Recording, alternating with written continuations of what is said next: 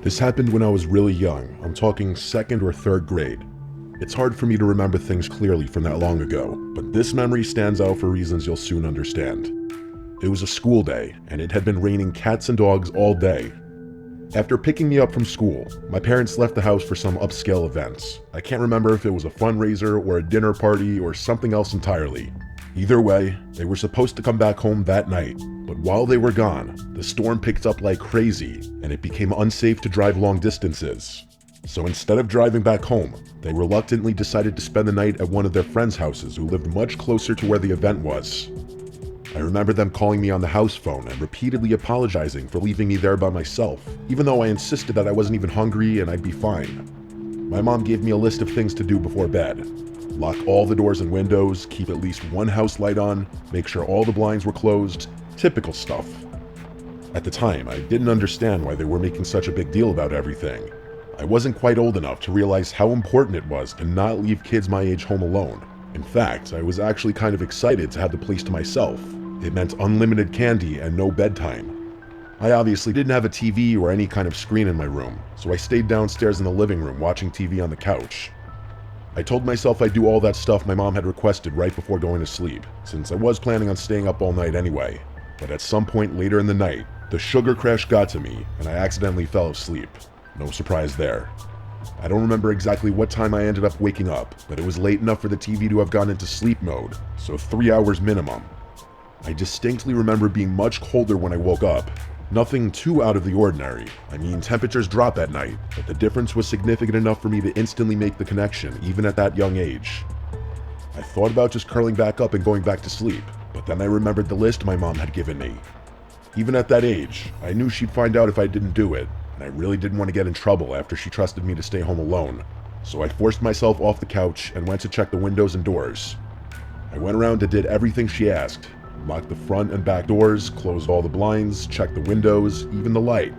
Everything was shut tight, which confused me a little because the house still felt way colder than it should have. I even put my hand against a couple of the windows to make sure they weren't cracked open or something, but they were all sealed. I figured maybe the storm knocked out the heater or something, and I didn't think much more about it. That explanation made sense to me at the time, and I was so tired that I couldn't devote more energy to thinking about the heat. So I headed upstairs to my room, ready to crawl into bed and forget about it. When I got to my room, I finally realized just how bad the storm had gotten.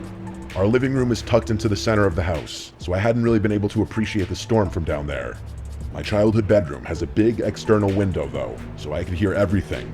The rain was slamming against the glass like it was trying to get in, and every minute or so there was a burst of lightning followed by a deafening clash of thunder. I wasn't scared of storms at that age, but I do remember being concerned that a tree was going to fall on the house. That's probably why I had trouble falling back asleep, even though I had been dead tired not even 20 minutes prior. As I was lying there, trying to fall asleep, I started picking up on these odd sounds. Every so often, there were these weird creaking sounds, like shifting wood. Thing is, the entire floor is carpeted, so it couldn't have been coming from my room. At first, I thought it was a tree swaying in the wind, but the sound didn't quite fit. Even then, I knew the general sounds associated with thunderstorms. This definitely wasn't one of them. It started bothering me after a while. For whatever reason, it wasn't the storm keeping me up. It was that stupid sound. I couldn't take it much longer, so I sat up and looked around the room, not really sure what I was looking for. I listened, trying to drown out the sounds of the storm and focus in on the creaking. Lightning flashed, illuminating the whole room. Everything looked normal, but my eyes were drawn to the only wooden thing in the room, the closet. The room went dark again, and I sat there perfectly still. About a minute later, lightning flashed again, and my room was once again lit up for just a split second. And in that split second, I saw something that made me choke. The closet door was slightly ajar. It had been closed before, I was 100% sure of it. Something had opened it. There was something in my room. I didn't scream, I didn't speak, I didn't even think. I just got out of bed as quietly as I could and walked out of the room. That walk from the bed to the door felt like a 500-mile, 5-year journey. I immediately went downstairs and hid under the dining room table. Then, and only then, I started crying. I didn't know what else to do. There was someone in my house, in my room, and my parents were too far away to help me. I'm not sure how long I stayed under that table, but at one point, I heard footsteps walking down the stairs. I held my breath, knowing that any sound I made could have ended my life. They weren't normal footsteps. It sounded like whatever it was jumping and pinballing down the stairs. The footsteps got closer. They were approaching the dining room table like they knew where I was hiding. I can't tell you how scared I was. I really thought I was gonna die. And then, from under the table, I saw them. I couldn't see their upper body, but two bare feet walked into view. Two nasty, wet, and muddy legs that were tinted yellow. I couldn't tell if they were male or female legs. That's how gross and almost disfigured they looked. There were cuts all over their legs, like they had rolled around in a thorn bush. They were also stumbling, like they were struggling to even stand upright. And just as I thought it couldn't get any worse, they dropped something. It was a wrench. It clattered against the floor, and I'm telling you, it took every fiber in my being to fight back a scream. If that person bent down to pick the wrench up, they'd definitely see me. With wide eyes, I watched as that person stood still, not picking up the wrench, but not walking away either. It felt like a standoff, where any wrong move could end my life. Eventually, they finally continued walking, and I couldn't see them anymore. I listened as the chaotic footsteps stomped and stumbled around my first floor for what felt like an eternity. And then, finally, the front door opened and shut. They were gone. I stayed hidden under that table for a long time after that. Part of it was fear, but another part of it was what I can only describe as trauma. I just remember being shaken and scared. I was at the ripe age where I understood how dangerous the situation was, but not old enough to know how to deal with it. The rest of the night was kind of a blur. I picked the wrench up off the floor, not wanting my parents to find it the next morning. After making sure the front door was locked, I slunked back upstairs, crawled into bed, and fell asleep. Everything went back to normal after that. For whatever reason, I was terrified to tell my parents. I didn't want them to find out I hadn't locked the doors and done everything they had asked me to do, so I just kept the whole thing to myself. It wasn't until several years later that I told them the story, and it actually took some convincing for them to believe me. Looking back, not telling them the moment it happened was an awful decision since there was nothing that could have been done about it so far removed from the incident. If I'm being frank, this experience traumatized me for basically the rest of my childhood. I slept with a nightlight from then on, and I developed a fear of the dark that didn't go away for a long time. I still have trouble explaining what happened that night, but I learned my lesson. Lock your doors at night.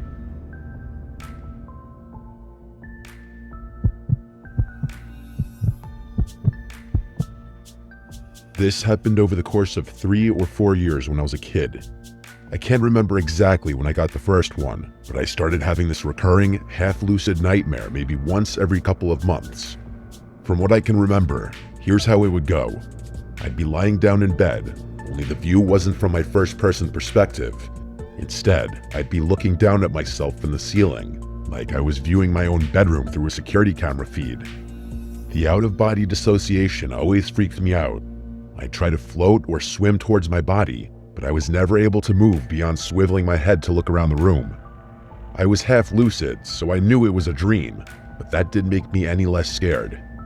After calming myself down, I'd start noticing strange things about my bedroom. For one, the digital clock on my nightstand would always be counting in reverse. That was typically the first strange detail I'd notice. And once I noticed that, I'd start seeing other weird stuff. There were these drawings taped to random spots on the walls and dresser, like crayon drawings you'd expect from a kid my age, but I had no memory of ever making them. I wasn't the type of kid who ever drew much, so it wasn't like I had just forgotten about them. They always showed the same thing, a row of people holding hands, all smiling, with one smaller figure who I can only imagine was me. They were always standing in front of a house with a blue roof, but I can't remember much more about the drawings than that. The other detail about the dreams that still sticks out to me is an old toy train of mine that was always sitting in a different spot on my bedroom floor, which was significant because I had lost that particular toy years prior. Anyway, after analyzing my room for a bit, I'd get this unexplainable urge to look out my bedroom window.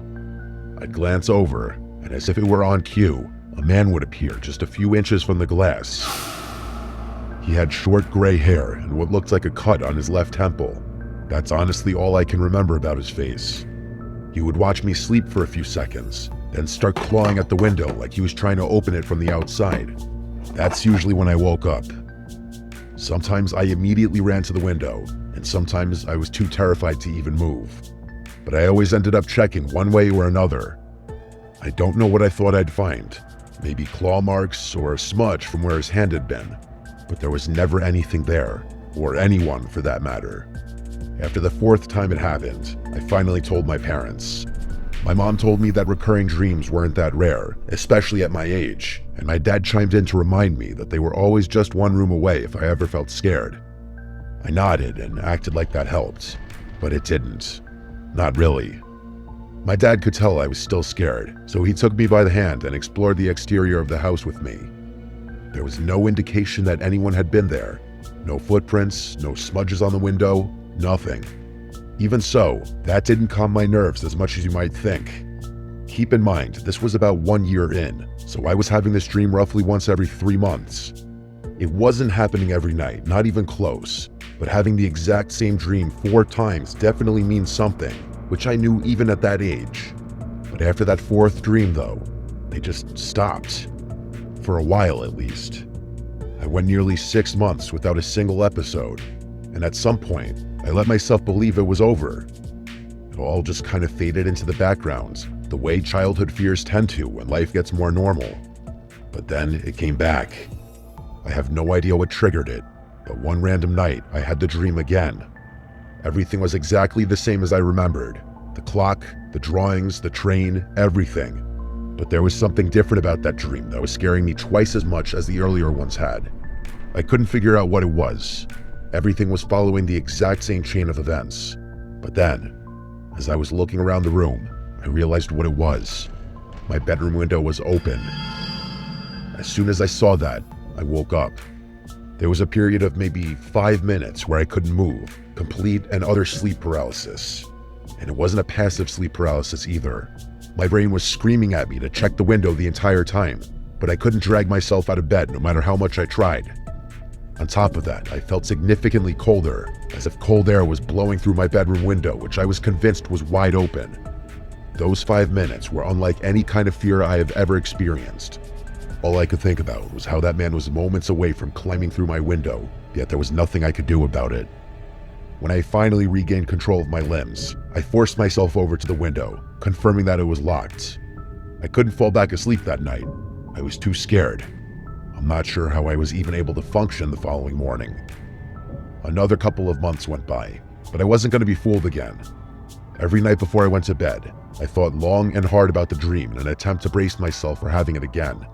I'm not sure if this logic tracks, but I was hoping that keeping the dream on my brain would help me not get too scared should I have it again. To my surprise, that technique actually worked. The next time I had that dream, I wasn't even half as scared. I didn't even bother checking the window after waking up. By the time I had it again, I was barely scared at all. Still, something about it lingered. Not in a scary way, but enough to make me want to bring it up to my parents again. Maybe it was the way I explained it, or maybe it was because I was slightly older. But for whatever reason, they actually paid closer attention this time. I tried to provide as much detail as possible, something I hadn't done before. As I was getting to my description of the man, my parents' demeanor shifted. Not too dramatically, but enough for me to notice. Specifically, it was right as I was telling them about the cut on his forehead. Before I could even finish, my dad cut me off and asked if I was sure about the cut. I told him I was, and he looked over at my mom like there was some unspoken detail that I wasn't aware of. I asked my parents what was going on, and they assured me that everything was fine. Not wanting to upset them, I didn't inquire further. But from that point on, I started wondering if there was more to the story. As it would turn out, a few days after that conversation, my parents sat me down and came clean. It wasn't some dramatic reveal or anything. They just said there was something they wanted to tell me. My mom did most of the talking. Apparently, when I was really little, like too young to even remember, there was a man named Brian who used to watch me sometimes. They always referred to him as Uncle Brian, but he wasn't actually family, just a close friend of my dad's from college. I guess he was around a lot when I was a baby and a toddler, especially during the times when both my parents were working full-time. But something happened. My dad didn't give details, just said that there was a falling out between them, bad enough that they completely cut ties. He said he forbade Brian from ever coming near our family again, specifically from coming near me again. That was the end of it. I asked what caused the fallout, but they wouldn't tell me. They just repeated that it had nothing to do with me and that I didn't need to worry. The only other thing they told me, and this is what gave me a sick feeling, was that Brian had a noticeable scar on his forehead from a car accident he'd been in years before I was born. They didn't connect the dots out loud, but they didn't have to. I was old enough to make the connection myself. Later that night, after my mom had gone to bed, my dad lingered in the living room with me a little longer. I could tell he wanted to say more, like he hadn't been totally satisfied with how the conversation went earlier. After a few moments of silence, he told me his theory. He said he thought the dreams were my brain's way of processing something buried really deep, some memory from when I was little, before I could even form full sentences. He mentioned how close I apparently used to be with Brian, how I'd cry when he left the house, how I always wanted him to be the one to read me to sleep. My dad said he couldn't think of any other way I'd know about the scar on Brian's forehead. I didn't know what to make of that.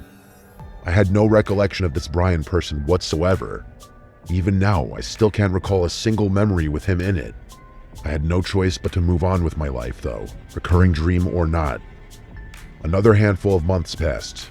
I'm doing my best to describe the timeline as accurately as possible, but it's hard to remember exactly how much time passed in between each dream. That said, the frequency decreased after talking to my parents.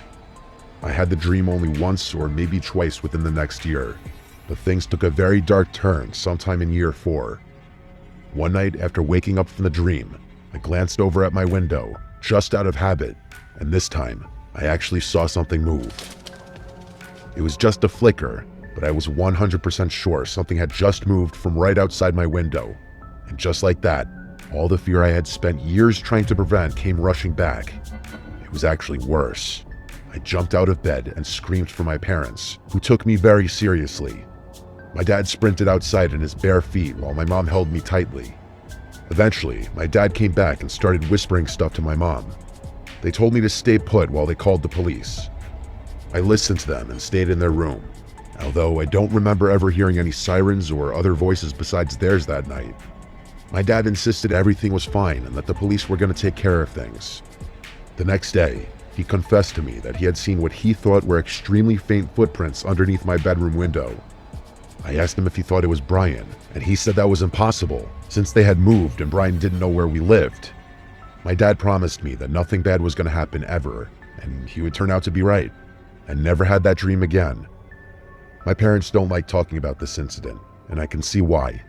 I'm still yet to get a straight answer out of them, but I've since stopped trying. What I can't wrap my head around is the sickening thought that every time I had that dream, there really was someone outside my window watching me. Was it really plausible that someone had been periodically stalking me for 4 years? It doesn't track, and I can't decide what's scarier. If it really was Brian watching me, or just some complete stranger that my brain associated with him for whatever reason. And who knows how that somehow got translated into my dreams. I've done research, and I still don't even know how that would be possible. Maybe he was making a noise or something and my brain picked up on it. I really can't say. What I can say is that I'm 95% sure my parents never called the police that night. That's something I will likely never get an explanation for. I'll most likely never get any answers regarding this experience since it happened so long ago. But if I do, I'll send an update.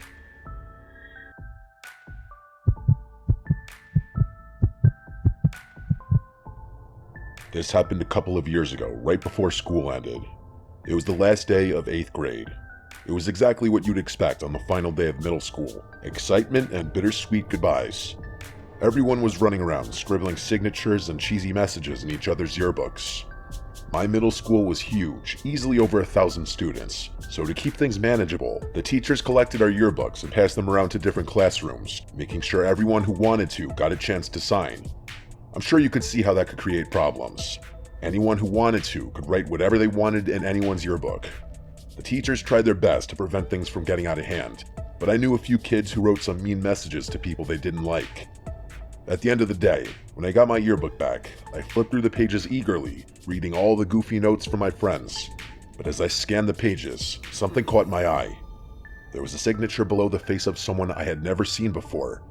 His name was Samuel Robinson III, a name I'm going to remember for as long as I live. The message he wrote was short, simple, and honestly a bit unsettling. It read, "Hags, I'll be seeing you again." I stared at the page, confused out of my mind. I had never even spoken a single word to this Samuel kid. It wasn't like there was anything I could do about it though. The school year was over, so I couldn't see him even if I wanted to. I just chalked it up to some weird kid being weird, or maybe an honest mistake. Either way, I stopped thinking about it. A few hours passed, and before I knew it, I was at home hosting a sleepover in my basement with my best friends Kevin, David, and Kieran. The four of us ate Doritos and played Call of Duty all night. My parents' bedroom was 3 floors above us, so we didn't have to worry much about keeping the noise down. We were messing around on my dad's rowing machine sometime just before 2 when we heard a sharp knock at the storm door. The sound instantly silenced us. Who the hell would knock on the storm door? It must have been someone who either didn't want to wake my parents up or knew we were down there, or both. It didn't make sense. The person kept knocking in the same rhythmic pattern. I could tell Kieran was about to say something, and I couldn't stop him in time. In a loud and assertive voice, he asked who was there. I wanted to knock him out. He had basically broadcasted to whoever was out there that we were down there. My basement doesn't have any external windows, so it was unlikely that they had known we were down there, but now they did. After a long pause and no more knocking, a muffled voice answered back. He said, "Come around to the back door," in a high-pitched voice that genuinely sounded cheerful, like he was a friend of ours trying to join the sleepover. It was definitely a teenager's voice too, and it didn't sound like someone who was pretending to raise their voice either. I was pretty scared, I can't lie. My friends were seemingly unfazed though, like they thought it was somehow exciting that some random kid was outside my house. They insisted that I at least check it out, and even though I didn't want to, they pressured me into it. We crept upstairs, careful not to make too much noise. I approached the back door slowly, trying to ignore the pounding in my chest. Through the narrow glass pane beside it, I could see a shadowy figure standing under the dim light. I got a little closer, and his face came into view. My jaw nearly hit the floor when I realized who it was. It was him. It was that kid Samuel Robinson III who had signed my yearbook. My friends went to go open the door, God knows why, but I stopped them, saying I knew who it was. I explained to them what had happened, and that changed their mood a bit. Keep in mind, Sam was still standing outside while we were talking, and he could definitely see in at us. He must have noticed how freaked out I was, because he started motioning to the side of the house like he wanted me to go over to the window. You might be wondering why none of us were taking the situation more seriously. I honestly think it was because it wasn't like some older, strange man was harassing us. It was a kid from our own school. Still, I wasn't opening the door for him. Instead, I went over to my kitchen window and cracked it open just a tiny bit. My friends followed me and stood a little off to the side. He walked over to the window and I asked him what he wanted, telling him I recognized him from our yearbook. He said, "Oh, so you got my message," and introduced himself as Sam. Then he went on to say he always watched me from afar, that we could have been good friends. I agreed with him just so that I wouldn't piss him off, but there was 0% chance I would have been friends with this kid given any circumstances. I didn't want to press him right away, but I had to know, so I asked him how he knew where I lived. He didn't respond, and I didn't know what to say. Before I could de-escalate the situation, David called him a creepy stalker and told him to piss off. Sam's smile disappeared. He tilted his head like he didn't understand what David had just said. Then, just as quickly, his expression twisted into something I can only describe as hatred. He went from passive and honestly kind of friendly to aggressive and angry. He started screaming things at me, how he hated my friends and thought we should all die, how my ex hated me and random stuff he had no right knowing. He reached toward the window and tried to force it open, but I jammed it shut and locked it. He started snarling at the window and banging on it like an animal. He was 2 seconds away from shattering it, I'm telling you. We must have caused quite the commotion because my parents came rushing down the stairs, demanding to know why we had woken them up. That's when Sam ran away. I told my parents what happened as quickly as I could, and my dad raced outside in his underwear. He came back a few minutes later, saying he had no idea where the kid went. I'm not sure why, but my parents didn't call the police. They just told us to go back to sleep and they deal with the school the following morning, just to give the kid the benefit of the doubt. The next morning, they contacted the school. That's when we learned the disturbing truth. Sam had been expelled a few weeks before the year finished, and he shouldn't have ever been at the school on the last day. Apparently, the yearbooks were printed before his expulsion, which explained why his picture was still included. That meant he had snuck into the school somehow just to write me that message, which freaked me out beyond belief. Despite working with the school to find out more, nobody could track Sam down. It was like he and his parents didn't exist. The whole thing was a pretty big deal, but the school did what they could to keep things under wraps. To this day, I still have no idea how he knew where I lived. That's what freaks me out the most. The running theory is that he was a mentally challenged and troubled young boy who took a strange liking to me for whatever reason, and then he stalked me for who knows how long. My parents were worried for weeks. It's something we don't talk about anymore because it's just uncomfortable, but living in that same house has never felt the same ever since.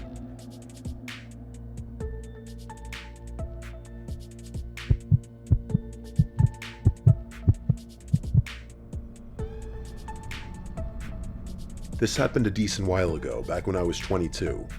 Enough years have passed to the point where I feel safe talking about it. I was fresh out of college with a desirable job and minimal expenses since I was living in my childhood home with my parents. Imagine that, racking up considerable savings without having to worry about food or a place to sleep, and all the while having full access to the room I grew up in, my car, and all my hometown comforts. It's safe to say I was living in pure bliss. Believe me, I knew how lucky I was to have parents who allowed me to stay at home and rent free. I know a lot of people don't have that option, so it's something I never took for granted, but not everything was as stress-free as you might think. What I'm about to tell you happened not even 1 month into my time back at home. I've never been what people my age like to call a party girl. I don't drink excessive amounts of alcohol, I don't spend every ounce of my free time at clubs, and I definitely don't allow men to dictate my life in any way. That's just how I was raised. My father is the most important man in my life, and hookup culture disgusts me. Because of all that, my life is pretty routine. Wake up, satisfy my caffeine addiction, go to work, go to the gym, read a bit of my book at home, mess around on my phone, and go to sleep. Weekends are for hiking, mini road trips, board games, and whatever else I decide I want to spend my time doing. But one random weekend, my closest friend from college, Lindsay, invited me and our other 2 friends, Sabrina and Thea, to spend a few days at her family's beach house. I'd never been, but from the way Lindsay talked about it, the place sounded like a dream. Quiet, tucked away from the touristy chaos on its own private beach, and just a short walk from the water. To put it bluntly, Lindsay's family is loaded. I think both her parents were neurosurgeons, so I had a feeling her beach house would be insane, and I was far from disappointed. When I first laid eyes on it, I was awestruck. Look, I'm no architect, but I know a modern style house when I see one, and Lindsay's must have been ultra modern because it looked more like a covert military safe house than a personal home. I'd love to show you guys pictures of it, believe me, I've got plenty, but out of respect for Lindsay's family, I think that would be in really poor taste, even if what I'm about to tell you didn't happen. The 4 of us unloaded our stuff and decided where we'd be sleeping. Lindsay obviously had enough individual bedrooms for all of us to occupy, but what would be the fun in that? Instead, the 4 of us stayed in the same room, one of the kids' bedrooms that had 2 sets of bunk beds and its own attached bathroom. We'd been staying there 3 nights, which, in my opinion, is the perfect amount of time to spend coupled up with anyone other than your family. I tend to be relatively irritable, so anyone who's not clean or polite tends to tick me off pretty easily. Not that any of my friends are, but you know how it is. I know I told you about my relatively boring lifestyle already, but if there was a time to drink, it was that weekend with my friends. So I definitely planned on letting loose a little more than I ordinarily would. We wanted to keep the first night pretty chill though, so we walked down to the private beach connected to the house and sat in the sand, stargazing. The 4 of us were drinking White Claws and listening to house music on Sabrina's speaker when we noticed something in the distance. It was this faint, flickering light emanating from somewhere further down the shore. The 4 of us quieted down a bit and watched the light flicker on and off. The sight was kind of hypnotic, as eerie as it was. After a while, it became clear that the light was swinging back and forth, like a handheld flashlight someone was walking with. And soon after, we realized that's just what it was. It looked like 3 or 4 people casually walking in our direction, not running or stumbling or moving strangely, but strolling at a leisurely pace. As they got closer, we started hearing the sound of laughter, which caused all of us to relax a bit. Considering how late it was most likely just a group of teenagers or even people our age. They must have noticed us, because at some point, one of them yelled out hi in a friendly voice. It was a guy's voice, and he sounded around our age. Thea yelled back, and we made some small talk while they made their way over to us. As they approached, we could see that it was a group of 3 guys who looked maybe a year or 2 older than we were. They all had that typical beach boy look, which I could tell right away my friends were digging, especially Thea. She's a bit crazy when it comes to guys, so I can't say I was too surprised. She knows how I feel about her lifestyle, so it's not like I'm saying anything crazy. To be fair, she is drop-dead gorgeous, and I've never seen a guy not take a liking to her. The guys sat down with their beers, and the 7 of us continued drinking. It was actually a really great time. The guys weren't overtly flirtatious, but they weren't boring either. Fast forward an hour and several drinks later, and they ultimately invited us back to their place. Personally, I was exhausted and was leaning towards going to sleep, but I could tell all 3 of my friends wanted to continue hanging out with the boys, especially Thea, of course. I decided not to spoil everyone's fun, and called it a night for myself, telling my friends to go on without me. There were only 3 guys after all, and I had no intention of hooking up with anyone that night. I walked back towards Lindsay's house while the 6 of them walked along the beach, presumably towards wherever the guys were staying. I washed up and went to bed. Sometime after 3 in the morning, I woke up to a FaceTime call from Lindsay, which was confusing since she should have either been home by then or asleep next to one of the guys. I answered her in a groggy voice, and what she said woke me up instantly. She basically screamed into the phone that Thea and Sabrina had been kidnapped and I needed to get her car immediately. Her words were like a bucket of ice-cold water being splashed across my face. I've never felt a more intense sense of fear and adrenaline. I didn't waste a second. My hands were literally shaking as I quickly threw on some clothes and sprinted down the stairs. I asked her why she had called me instead of the police, and she reassured me that she already had. She told me to stay on the line as she walked me through it. With her instruction, I managed to open the driveway gate, find her car keys, and speed out of there in a matter of minutes. She told me they were about 10 houses down the beach to the left, so that's where I started driving. She described the car and told me what direction it had gone in, and I slammed on the gas to try and catch up. There wasn't a single car on the road, and I was driving at an insanely unsafe speed. It was a miracle I didn't get pulled over. After a few minutes of driving, I noticed a car matching Lindsay's description driving slowly in the distance. Then I hung up the phone, called the police, and told them exactly where we were. The dispatcher told me to keep my distance so as not to alert them to the situation, so that's what I did. After what felt like forever, I spotted cop lights up ahead. The car ahead of me didn't try to evade the police. I can only imagine that they assumed it was an unrelated stop. I pulled the car over and watched everything unfold. It was pure chaos. The cops forcibly removed all 3 men from the SUV at gunpoint. They put them in cuffs and escorted them back to one of the cruisers. Then, one of the officers walked over to the trunk of the car and pulled it open to reveal both Thea and Sabrina, bound and, from the looks of it, pretty badly bruised. As horrifying as the whole experience was, it was nothing compared to the sequence of events told from their perspective. All 3 of them were comfortable with me writing this, by the way. We're still close in contact, so I obviously asked them. But none of them wanted to write it themselves, and for good reason. To keep things short, after I went to bed, they all continued drinking. Lindsay is the only one who remembers things clearly, since she was trying to be at least a little responsible given it was her family's house we were staying in. At some point, the guys Thea and Sabrina were with suggested they all go to bed. So the 4 of them split off while Lindsay told the 3rd guy she was going home. He was really upset about that, which Lindsay initially thought was because he wanted to get with her. She told him she would have been down but had to watch her house, and he got angry.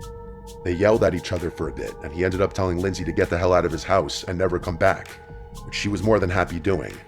Halfway home though, she realized she had forgotten her purse, so she went back to get it. That's when she saw the guys throwing Thea and Sabrina into the back of the car before driving off. She called the police, then me, and that was that. Thea's parents are both lawyers, and they jumped through dozens of hoops to do 2 things: keep the event as far away from the public sphere as possible, and make sure those guys got maximum prison sentences. They accomplished both. Turns out the house they were staying in didn't even belong to them. It was owned by some random old couple who were on vacation in a different country. That, plus the slew of other crimes they were charged with, put them away for a long time. Although I still think there's no sentence long enough that can properly compensate for what they did. As much as I hate admitting it, this traumatized me for years. I couldn't do beaches, late nights, or talking to strangers, no matter how harmless they seemed, or how safe a situation felt. I became antisocial and drifted away from the girls for a little, but luckily that's since changed. I can't even begin to imagine how this incident affected Thea and Sabrina. Part of me feels like not remembering anything is a blessing in disguise. I think the craziest part about the whole thing is the fact that had I not gone home, I might not have been able to reach Lindsay's car in time. And had it not been for that, the police may have never found those guys' car.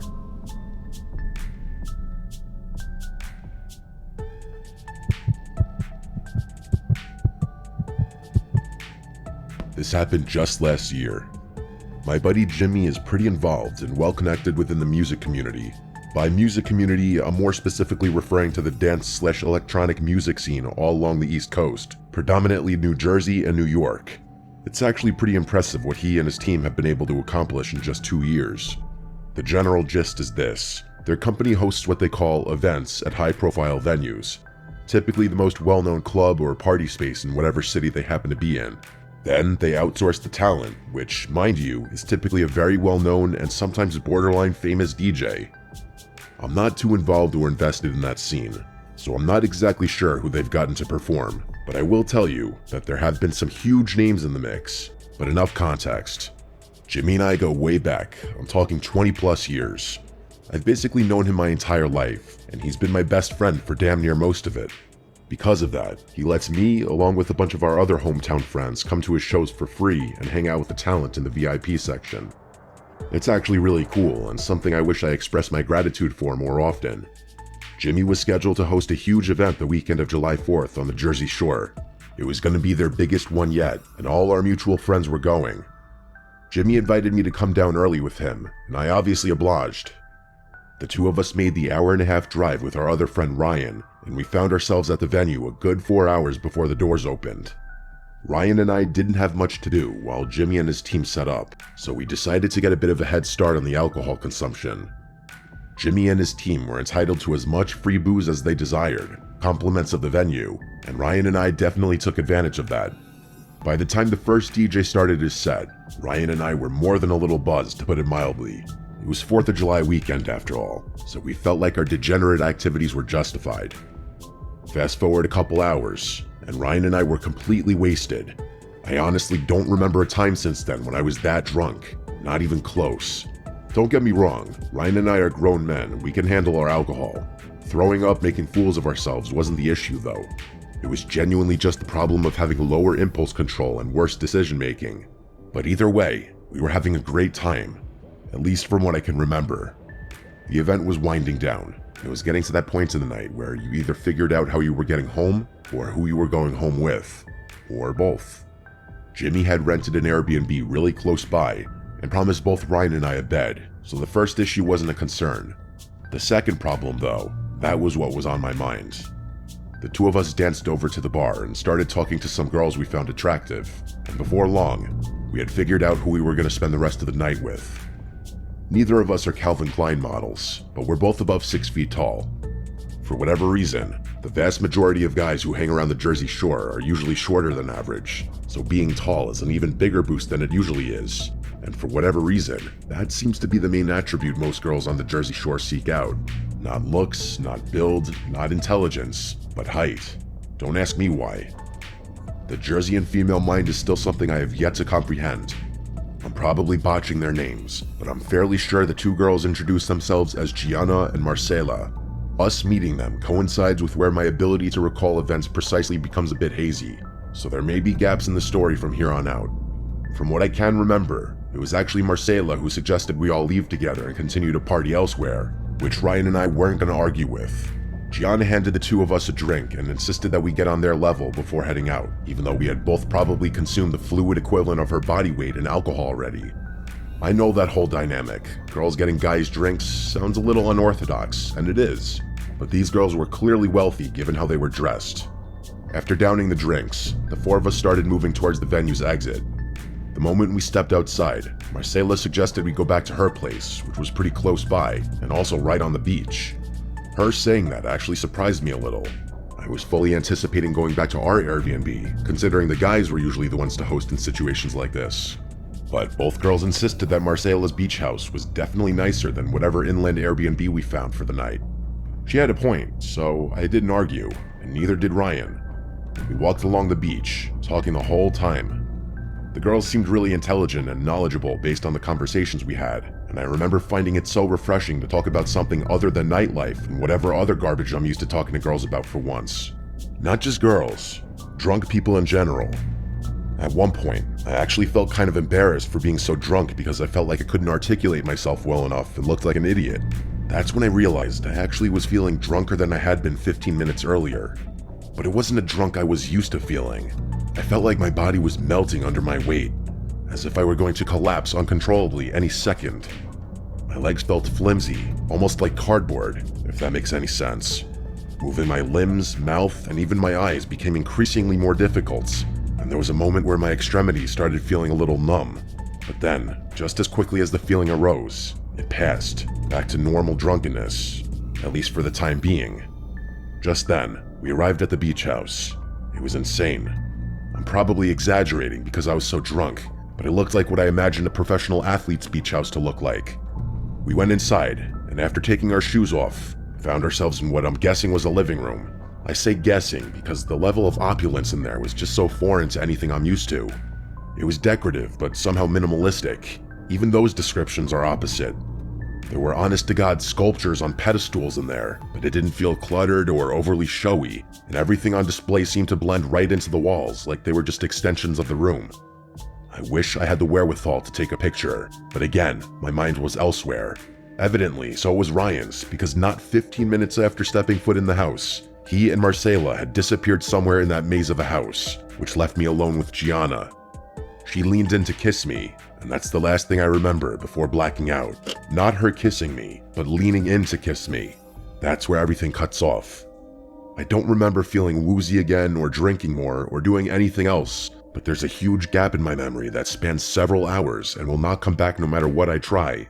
And the thing is, I know I didn't pass out because there are texts on my phone sent from me proving I was still conscious. There's digital proof that I was sentient, but I don't remember one bit of it. And before you say I just simply blacked out from alcohol, this was different. I rarely ever black out, but all the times I have, I can still remember bits and pieces of the night, scattered moments here and there, enough for me to string together a continuous sequence of events at the very least. Keep in mind, those were also all times where I was drunker than I was that night, so that's another reason I think a generic blackout isn't a reasonable explanation for what happened. Plus, Ryan experienced the exact same thing at essentially the exact same time, which is way too specific to be coincidental. Here's the next thing I remember. Waking up with the sun directly overhead in a random set of bushes over an hour away from where the event was. Something I didn't know yet because my phone wasn't in my pocket. In fact, nothing was in my pocket at all. Both my wallet and keys were gone, but it gets worse. It wasn't even my pocket to begin with. I was wearing someone else's clothes, and not Ryan's either, a complete stranger's. The only personal belonging of mine I still had in my possession was my shoes, and even those were messed up. Both shoes had the shoelaces removed and were soaking wet. My head was pounding, and everything felt disoriented, like I was waking up from anesthesia. I didn't even sit up right away. I just stared at the sky for a minute, trying to make sense of where I was. Bushes, someone else's clothes, no wallet, no phone, no keys. Based on my shoes, it was like I had been in the water recently, but it didn't smell like salt water or chlorine. The worst part about the whole thing was the blankness.